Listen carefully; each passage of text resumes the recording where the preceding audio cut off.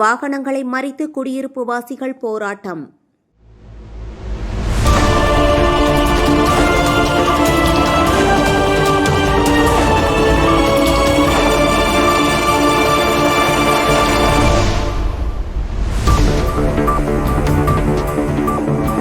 பொன்னேரி அருகே பொன்னகரில் தனியார் பள்ளி வாகனங்களை குடியிருப்பு வாசிகள் மறித்து போராட்டத்தில் ஈடுபட்டனர்.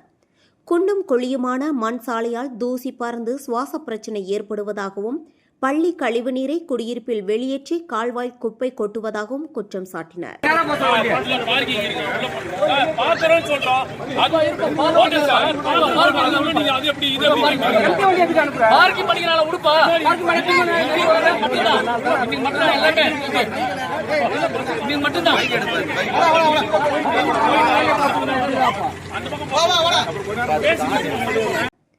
மேலும் பள்ளி வாகனங்கள் அதிவேகமாக செல்வதால் விபத்து அபாயம் இருப்பதாகவும் தெரிவித்தனர். தகவலறிந்து வந்த காவல், வருவாய் மற்றும் வட்டார வளர்ச்சித்துறை அதிகாரிகள் பொதுமக்களுடன் பேச்சுவார்த்தை நடத்தினர்.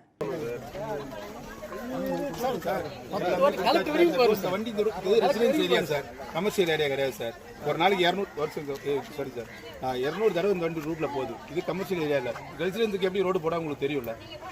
30 அடி ரோடு இருக்கு, 12 அடி தான் ரோடு போடுறாங்க. கமர்ஷியல் வெஹிக்கிள் போதாது. கமர்ஷியல் தானே இது, பிசினஸ் தானே இது. இது வந்து ஸ்கூலோட போராட்டத்தால் மாணவர்கள் வாகனங்களில் இருந்து இறங்கி பள்ளிக்கு நடந்து சென்றனர். வேதா நியூஸ் டைம் செய்திகளுக்காக செய்தியாளர் ராஜா.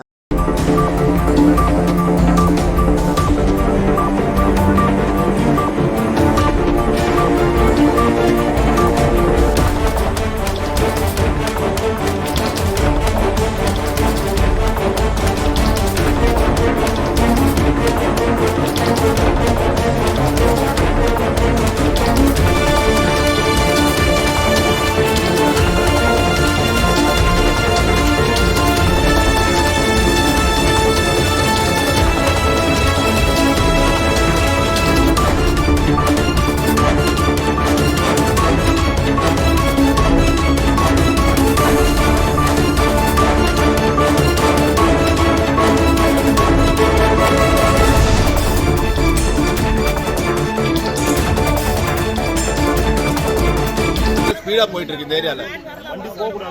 வண்டி போக கூடாது தகவலுங்க. இந்த ரூட்ல வண்டி போயிட்டு ரெசிடென்சி ஏரியா இது கமர்ஷியல் கிடையாது. ஒரு நாளைக்கு எத்தனை 200 தடவை வண்டி போகுது இந்த பஸ்ஸுங்கெல்லாம். அதுக்கு இன்னைக்கு ஒரு சொல்யூஷன் வேணும். அதுக்காக தான் நாங்க ஸ்ட்ரைக் பண்றோம். இப்போ எங்க ரூட்ல போக கூடாதுங்க. வீட்டுக்குள்ள போய் பாருங்க எவ்வளவு டஸ்ட் இருக்குன்னு சொல்லிட்டு வீட்டுக்குள்ள போய் பாருங்க. நோயாளிங்க எவ்வளவு பேர் இருக்காங்க, வயசானவங்களா இருக்கிறாங்க பாருங்க. எல்லாம் நோய்பாட்டு வருது. டாக்டருக்கு செலவு பண்றதுக்கு நாங்க கொடுக்குறோம்.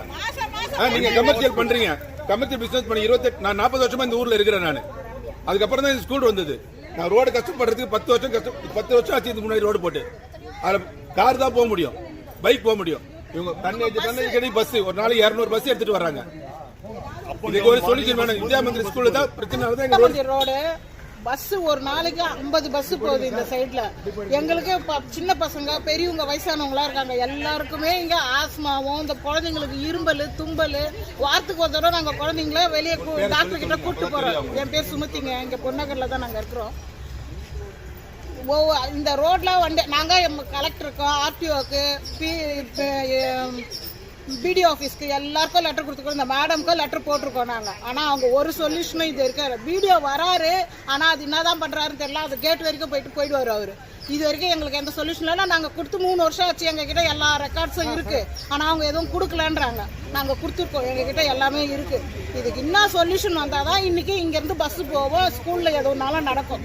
இல்லைன்னா நடக்காது. ஆனா குப்பைங்க, அந்த ஸ்கூல் குப்பைங்க அவ்வளவா எத்தனை வந்து இங்க எல்லா பசங்க இருக்கிறாங்க, வீடு இருக்குன்றதே கிடையாது. சிபிஎஸ்இ ஸ்கூல் பின்னாடி ஸ்கூல் கட்டின வேஸ்டேஜ், டைல்ஸ், சிமெண்ட், வேஸ்ட் மண்ணுங்க எல்லாம் அங்கதான். அந்த கழிப்பு மண்ணுங்க இப்ப வரைக்கும் குப்பைங்க முதல் கொண்டு எல்லாமே அந்த கழிவு இதுல தான் கொட்டுறாங்க. எங்களுக்கு இனிமே தண்ணியே போகாது. எங்களுக்கு ரோடு போட்டு கொடுக்க மாட்டீங்க, காவாவும் தூர்வார மாட்டீங்க, தண்ணியும் போகாது, பஸ்ஸுக்கு ரோடும் கிடையாது. எப்படி நாங்க வாழுது?